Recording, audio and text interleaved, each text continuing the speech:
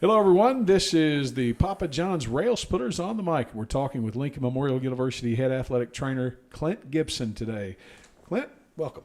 Thank you. Glad to be here. It is a bustling place, to say the least, in the athletic training room this morning. We have been in there for some time now, and I think when I first came in there, you had 2 or 3 student athletes, and I think the last time that I walked in there, you probably had a dozen to 15, a baker's dozen, if you will.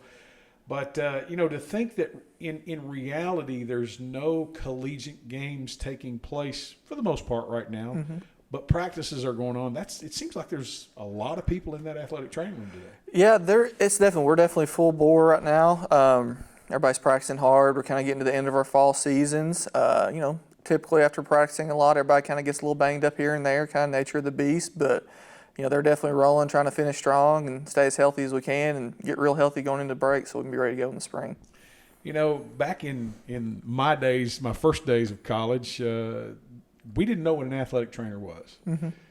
We knew what tape was. You put some tape on, you tape an ankle, so on and so forth, and you go and play. And nowadays it seems like the athletic trainer is without a doubt a must to have on every athletics team. It's definitely, we definitely try to play a very important role with the athletes and try to keep them as healthy, in all aspects of their life, whether it's the general med stuff, illness, mental health, your orthopedic injuries, all those things.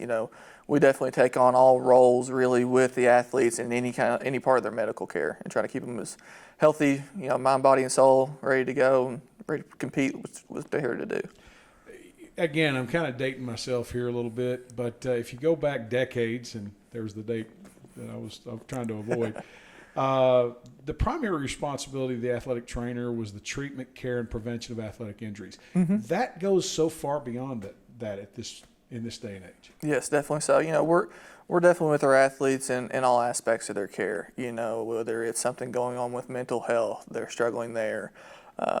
They have an illness. We have, the resources on campus here that we help them out with. Doing any kind of referrals to any other specialist needs, GI, ENT, allergy, all that kind of stuff.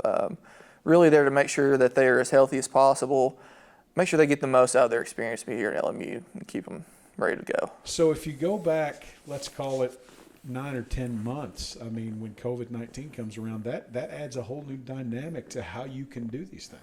Oh, absolutely. And that's a lot of things, me and Donnie met a lot over the summer trying to figure out, how we're going to do our protocols, how we're going to physically distance in the athletic training room. A lot of the things we're here, being mindful how much we're within that 6 feet with our athletes, trying to spread them out in our athletic training room, trying to limit some of the numbers that we have come into the athletic training room at a time. So, it's definitely been a task. Our athletes honestly have taken it with stride. They understand it. They get it. They get frustrated at times, but who anymore doesn't get a little frustrated with it? It's definitely something that it takes its toll on different people different ways, but that, everything we've asked them to do, they've taken it stride and really accepted it and tried to help do their part to be able to make sure they can play. And for those of you watching today, we are socially distanced at the moment. That's why he does not have a COVID mask on and I don't either, but we are well beyond 6 feet apart. Let's go back to Lincoln Memorial University as the focal point here in its athletic training program. In recent years, we've added a few more sports. I think we now have 21 officially with 3 soon to come, potentially more than that down the road. And yet we have a limited staff, but you each have your assigned duties, and then I guess you pick up the slack where you need to. Yeah, absolutely. And one thing that is nice with our program, we are very fortunate with the number of staff members that we have. Right now we have 7 full-time athletic trainers. We have 2 graduate assistant athletic trainers. Everybody has their own kind of teams and things like that, but at the same time, life happens, things happen here or there. There's some overlapping. There's going to be a lot of overlapping in the spring going on with everybody competing then. So we definitely, it's a very big family dynamic. Everybody picks up after each other. Hey, if you got something else you need covering, cover some treatments, rehabs. So, we're definitely a big family with it, but we are very lucky and blessed to have the amount of ATs on staff that we do and definitely able to, give our athletes the best care possible because that's what it's all about. As long as we're giving them the best care possible and diving in with that, that's the goal. Does it help to have multiple facilities? I know that years ago your your equipment or your various things that you use, athletic tape, pre-wrap, et cetera, were all spread out. But now I think the new practice facility for basketball has its own athletic training room. The baseball area has its own athletic training facilities, et cetera, et cetera. So does that help when you spread those athletes out and don't have them all congregated in the same room? Oh, absolutely. That was a big thing too, with our addition when we added lax. And with that large of a team, we have a full functioning athletic training room down there at the lax building. And it has been great. That's their space. They're able to do the things they need to do. Our staff is mainly housed down there. We bring them up from time to time, helping with some clinic and some coverage things there. We've also got the athletic training room at Mary Mars. Baseball has a small one that using the dugout for more game prep, practice prep, those kind of things. Golf's even added a few little things so that way they can take some heat packs and things like that and work on it.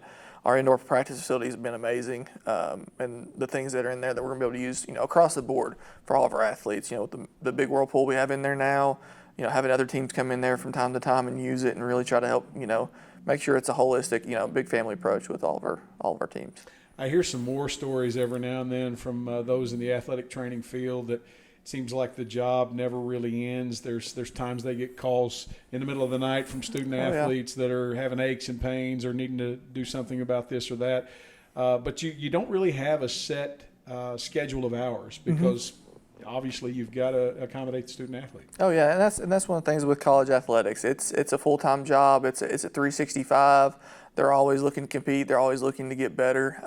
They'll reach out sometimes late at night, early morning. We have teams in there lifting at 6 o'clock in the morning, get phone calls in, hey, this is going on. Definitely something you're always on call, but it definitely helps, with the staff that we have, we can help pick each other up in some of those instances too.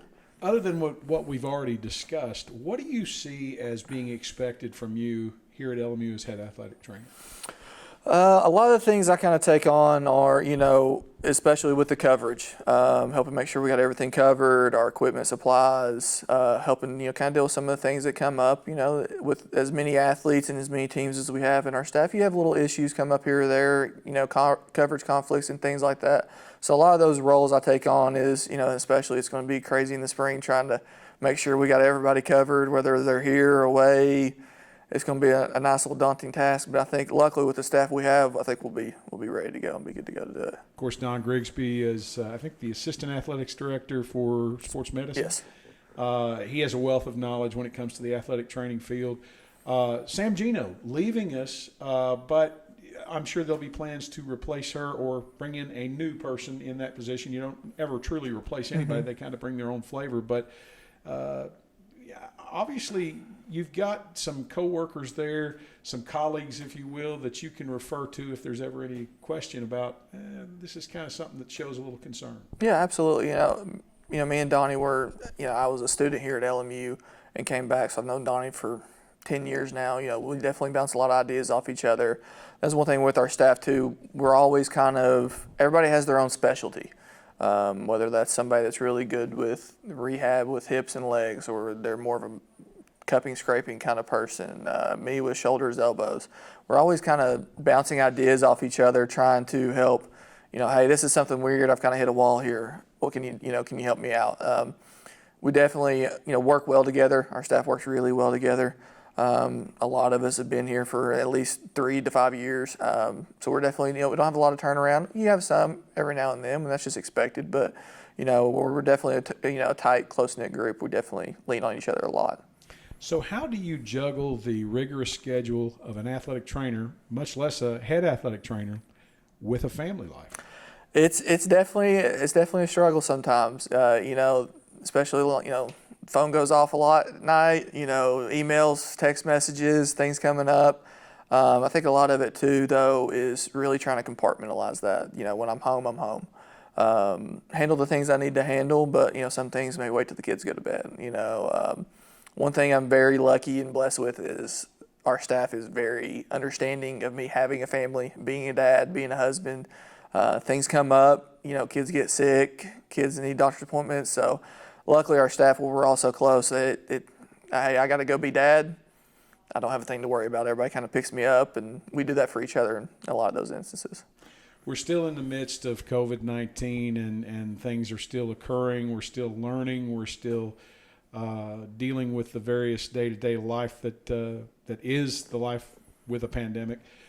What do you see as the biggest challenges over the next few months as we prepare to come into a full year of dealing with the COVID-19?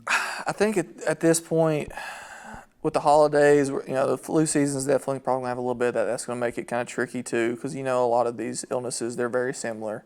I think a lot of it's going to be, once we get our kids back, really stressing to them.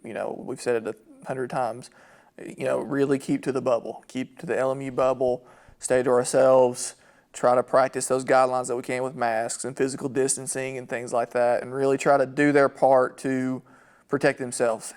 At this point, we know positives are going to happen, exposures are going to happen. It's the nature of the beast at this point.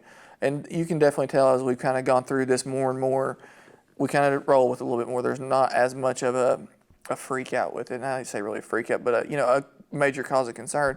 We kind of know it's going to happen. We've got we're getting into our protocols, used to dealing with that, kind of worked out a lot of the bumps and bruises that kind of come with something new and having to create protocols with it. So I think in the spring, as long as we can kind of try to keep that bubble as much as we can. I know traveling is going to make that interesting, but the more we can stress to those, our athletes to do their part, I think the smoother it'll go. In a lot of ways, the athletic training department is more. They're closer to the front lines than a coach on an individual team, because you're around various student athletes every day. Mm-hmm. From your perspective, this is almost an obvious question. The student athletes have got to be ready to get back out on the field to play. Oh, absolutely. They are dying to go play other competition. And I think a lot of the guys are hungry. And they bring it up all the time. Hey, we had our season cut short. You hear that from a lot of the spring seasons. They are ready to go. I know me working with baseball, they're fired up, ready to get after it with somebody. Men's basketball, watching them practice and stuff, you can see the hunger with them. And a lot of our other teams, when you talk to them, those teams that had their seasons cut, especially, they're ready to go. They're ready to play against somebody else. You can only scrimmage each other so much, and you're ready for a little outside competition. So I know they're fired up, ready to go.